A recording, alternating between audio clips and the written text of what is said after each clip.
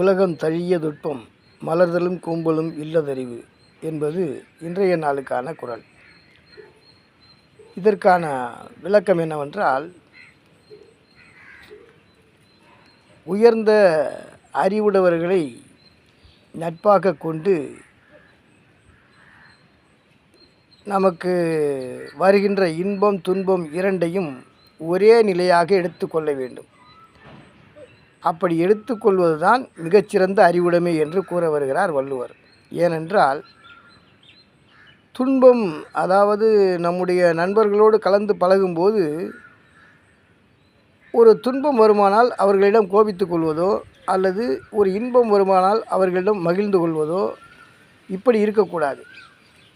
எதுவாக இருந்தாலும் ஒரே நிலையாக எடுத்துக்கொள்ள வேண்டும்.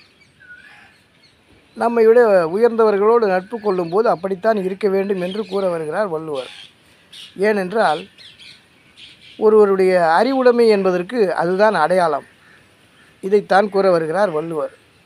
எனவே நாமும் நம்முடன் பழகுகின்ற அந்த உயர்ந்தவர்கள் இருக்கிறார்களே, அவர்களை எப்போதுமே ஒரு உயர்ந்த இடத்திலேயே வைத்து பார்க்க வேண்டும்.